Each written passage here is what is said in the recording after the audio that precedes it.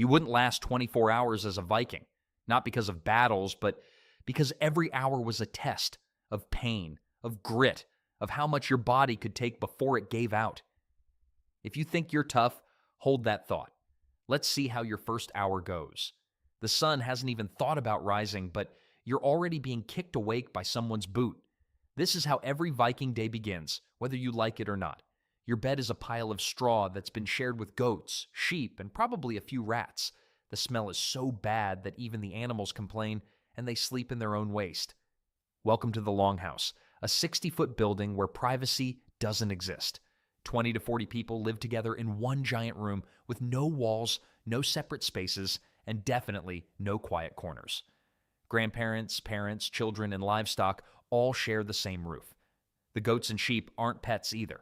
They live inside because keeping them outside means they'll freeze to death or get eaten by wolves. The air inside is thick with smoke from the fire pit that sits right in the middle of everything. There's supposed to be a hole in the roof for ventilation, but most of the smoke just hangs around like a fog that never lifts. Your eyes water constantly, and breathing feels like sucking air through a dirty sock. The Vikings called it indoor heating, but it's more like indoor choking. Temperature control is whatever the fire provides, which isn't much. Northern Scandinavian nights drop below freezing even in summer. Winter temperatures would make a modern freezer feel tropical. The fire helps if you're sitting directly next to it, but move 10 feet away and you might as well be camping outside. Getting dressed means putting on clothes that are always damp. Wool and linen absorb moisture from the air, and they never really dry out completely. The fabric is rough, scratchy, and about as comfortable as wearing a potato sack made of sandpaper. Hygiene happens with ice-cold river water if you're lucky. Most mornings you just wipe yourself down with a damp cloth and hope for the best. The Vikings were actually the cleanest people in medieval Europe, which should tell you everything about medieval Europe. Brushing your teeth involves finding a twig, chewing one end until it breaks apart, and scrubbing your teeth with the frayed bits. Breakfast is whatever didn't get eaten yesterday, reheated over the smoky fire. Leftover stew made from mystery vegetables and questionable meat is common. The Vikings invented recycling, except they applied it to food that should have been thrown away 3 days ago. Water isn't safe to drink because rivers and wells carry diseases that kill faster than Viking raids. Instead, you drink ale or mead with every meal, including breakfast. The alcohol kills bacteria, but it also means you start every day slightly drunk. Before you finished your morning ale, you're already exhausted, dirty, cold, and covered in smoke. Your clothes are damp, your teeth hurt, and you smell like a combination of wet sheep and wood smoke. But the real adventure is about to begin. Someone shouts that it's time to get the longboat ready, and your heart sinks faster than a boat with a hole in it. The 30-foot wooden vessel sitting on the beach looks impressive until you realize you'll be powering it with nothing but muscle and determination. Vikings called it advanced transportation, but it's basically a floating gym where the membership fee is paid in blisters and back pain. Each oar weighs about 18 pounds and stretches 12 feet long. Your rowing position is a squat that you'll hold for hours without relief. There are no seats, no cushions, and definitely no back support. You sit on a wooden chest or directly on the hard deck. Within minutes, your legs start cramping from the awkward position. Your hands start developing blisters within the first hour. The wooden oar handle rubs against your palms with every stroke, creating hot spots that quickly turn into painful sores. By hour 3, those blisters have burst and your hands are raw and bleeding. The oar handle sticks to your bloody palms, making every stroke agony. Weather is your biggest enemy on the open sea. North Sea storms appear without warning, turning calm water into 20-foot waves and driving rain. When bad weather hits, there's nowhere to hide. You're completely exposed to wind, rain, hail, and spray from the waves. Vikings didn't have weather apps, so their forecast was usually wrong, and the weather was usually terrible. Sleep on a longboat is practically impossible. There's not enough room for everyone to lie down, so you sleep sitting up or curled up on the hard wooden deck. The boat never stops moving, so you're constantly being jostled awake by waves or other crew members. Portaging means carrying the entire boat overland when rivers get too shallow. A longboat weighs about 3,000 pounds empty, plus whatever supplies you're carrying. 40 men can lift it, but it's backbreaking work that leaves everyone exhausted and angry. It's like moving house, except your house is a boat and you have to carry it through a forest. Equipment has to be protected from salt water, which corrodes iron faster than you'd believe. Weapons, tools, and anything metal needs regular cleaning and oiling to prevent rust. Salt spray gets into everything, creating a constant battle against corrosion. After days of this treatment, your body is broken down and your spirits are lower than the boat sits in the water. Your hands look like raw meat. Your back feels like it's held together with prayers, and you haven't had a decent meal or full night's sleep since leaving home. Now comes the dangerous part. The longboat scrapes against the beach, and suddenly everyone transforms from exhausted rowers into focused warriors. Your target is usually a monastery, small village, or isolated farm that can't put up much resistance. Vikings were smart enough to pick fights they could win, which means attacking people who spend more time praying than practicing with swords. Most raiders carry simple iron axes that work as both tools and weapons, plus wooden shields covered with leather and reinforced with iron. A basic spear costs about the same as a sheep, while a good sword costs as much as several cows. Armor is expensive enough that most Vikings can't afford it, so you wear thick leather topped with a simple iron helmet. Combat happens fast and brutal, nothing like sword fights in movies. Most battles last only minutes before one side breaks and runs. Vikings fight in formations called shield walls, where overlapping shields create a barrier while spears and axes strike from behind. Breaking formation means death, so staying together is more important than individual heroics. The noise of battle is overwhelming and terrifying. 30 men yelling war cries, weapons clanging against shields, screams of wounded fighters, and general chaos create a wall of sound that makes communication nearly impossible. Orders come through horn calls and hand signals, assuming anyone can see them through the dust and confusion. Your shield weighs about 15 pounds and measures 3 feet across. Holding it up while fighting requires tremendous strength in your arm and shoulder. After just minutes of combat, your shield arm feels like it's burning, but dropping your guard means taking an axe to the face. It's like holding a heavy tray above your head while someone hits it with a hammer, except the consequences are significantly worse than spilled drinks. Injuries happen instantly and often. A single mistake or moment of bad luck results in serious wounds. Broken bones from weapon impacts, deep cuts from axes and swords, and puncture wounds from spears are common. Blood loss becomes a major concern when battlefield medicine consists of pressing cloth against wounds and hoping for the best. Weapons need constant attention during fighting. Iron blades chip, bend, and dull quickly when hitting other weapons and shields. A damaged weapon can break at the worst moment, leaving you defenseless in the middle of combat. Vikings carry whetstones for sharpening, but battlefield repairs are temporary fixes at best. Medical knowledge consists of basic first aid and folk remedies. Serious wounds get cleaned with whatever water is available, sometimes with ale if the injury looks particularly bad. Bleeding is controlled by applying pressure and praying. Broken bones are set using available materials, often resulting in permanent disabilities.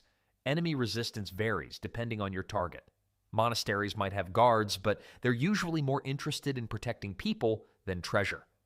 Villages often have militia training where farmers grab pitchforks and fight with desperate courage. Sometimes the most dangerous opponent is a terrified villager with a farming tool who has absolutely nothing left to lose. Loot collection happens quickly, while some fighters maintain security. Silver coins, jewelry, weapons, tools, and livestock are gathered for transport. Everything gets evaluated for value versus weight, since you still have to carry it back to the boat and then row home with extra cargo. Retreat is often the most dangerous part of any raid. Loaded down with loot, tired from fighting, and possibly wounded, raiders have to make it back to their ship before reinforcements arrive. This is when most casualties occur, because the discipline of the shield wall breaks down and individual fighters become vulnerable. The entire raid might last only an hour or two, but the intensity and violence pack a lifetime of trauma into that short period. But reaching the boat is just one of the problems. The clash of weapons has ended, but now comes the backbreaking work of hauling your stolen goods back to the longboat. It's like the world's most dangerous moving day, except you're carrying someone else's stuff and they might still be chasing you. Loading the boat properly requires skill because improper weight distribution makes the vessel unstable. Heavy items like anvils go in the center, while lighter goods get packed around the edges. Livestock presents special challenges because sheep and goats don't cooperate with loading procedures and take up valuable space. The journey back tests everyone's endurance after hours of fighting. Rocky hills and muddy forests have to be crossed while your legs shake from exhaustion and your arms ache from the weight. Your body runs on pure adrenaline and whatever energy comes from dried fish and stale bread. Boat maintenance becomes urgent when you discover damage from rough landing. Sails need patching, ropes need splicing, and wounds get cleaned with seawater or ale since clean water is precious. Bandages are torn from spare clothing or cloth taken during the raid. The return voyage is harder than the outbound trip because the boat sits lower in the water from extra weight. Weather that wasn't dangerous before becomes threatening when you're overloaded, and storms that could be weathered easily might now swamp the boat. Sleep becomes impossible with the boat more crowded than before. Loot takes up space previously used for resting. Livestock adds noise and smell, and the boat becomes less comfortable than it was before, which seemed impossible until it happened. Security concerns continue as other Viking groups might attack for your loot. The overloaded boat's constant motion makes injuries worse and simple tasks nearly impossible. Every mile toward home feels like 10 miles, and every wave threatens to undo hours of progress. Even reaching home safely won't end your suffering because now you have to face the daily challenge of survival. Back on solid ground, your empty stomach reminds you that fighting and rowing burn tremendous energy. Unfortunately, Viking meals make modern military rations seem like fine dining. The primary ingredient in most dishes is whatever didn't kill anyone the last time it was served. Barley and oats form the foundation of the diet, ground into flour using stone mills that leave rock fragments mixed with the grain. This gritty flour creates bread that slowly destroys your teeth with every bite, grinding down tooth enamel like chewing on concrete. Fish dominates the menu because it's available during certain seasons. Fresh fish is a luxury enjoyed briefly during summer. Most of the time you eat fish that's been dried until it resembles leather, salted until it burns your mouth, or fermented until it smells like death. Dried cod becomes so hard that you need to soak it for hours before your teeth can make any progress. Communal cooking means meals get prepared in enormous iron pots that serve dozens of people. The same pot gets used for days without proper cleaning, with new ingredients added to whatever remains from previous meals. This creates a constantly changing stew that evolves throughout the week, and not always in directions you call improvement. Meat is rare and expensive, eaten mainly after successful raids. When animals are slaughtered, every part gets used immediately. Blood becomes sausage, organs become delicacies, and bones get boiled for soup. Nothing gets wasted, including parts that probably should be wasted but aren't because wasting food means starving later. Ale and mead accompany every meal because they're safer than water and provide calories. The alcohol content keeps everyone mildly intoxicated from morning until night, which is liquid nutrition that happens to make everything else slightly more tolerable. Food preservation relies on techniques that work but don't prevent all spoilage. Salt is precious, so slightly spoiled food gets eaten anyway because throwing it away means going hungry. Food poisoning is accepted as a normal part of life rather than something to prevent. Eating utensils are simple and often shared between multiple people. Meals get eaten with fingers more often than tools, and hand washing before eating is optional at best. The 5-second rule didn't exist because food that hit the ground was still cleaner than most eating surfaces. Your stomach churns, your teeth ache, and you're pretty sure that last piece of fish was moving on its own. But surviving dinner is just preparation for the other challenge of making it through the night. Darkness falls over the longhouse, and you discover that surviving daylight was just the opening act. The building transforms into a concert of disturbing sounds that would make urban noise seem peaceful. If you think traffic outside your window is annoying, try sleeping in a building that doubles as a barn, workshop, and 24-hour tavern. 40 people breathing, snoring, coughing, and talking in their sleep create constant background noise. Add livestock making their own contributions, the fire crackling and wind whistling through wall gaps, and you have an acoustic nightmare. Peaceful silence doesn't exist, ever. Security consists of hoping nobody wants what you have badly enough to take it. Viking longhouses don't have locks, solid doors, or real windows. The entrance is covered by hanging cloth that provides privacy but zero protection. Home security is based on the honor system, which works great until you meet someone without honor. Wild animals pose genuine threats because they're attracted by food smells. Bears can tear through cloth entrances and cause destruction before anyone reacts, while wolves will grab easy targets like sheep when opportunities arise. Sleeping arrangements guarantee that privacy is impossible and comfort is minimal. Families sleep in areas defined only by their possessions, with no barriers between groups. Everyone hears everything that happens throughout the building. Bedding consists of whatever materials are available: straw, animal fur, or rough woolen blankets. Straw harbors insects that bite constantly. Fur smells like the animal it came from, and blankets are scratchy and usually damp. Comfortable pillows don't exist, so you rest your head on folded clothing. Lice, fleas, and other parasites live in bedding and clothing, creating constant itching that makes sleep nearly impossible. Medieval pest control involves picking larger insects off by hand and hoping smaller ones get bored and leave on their own. Fire management becomes critical during night hours.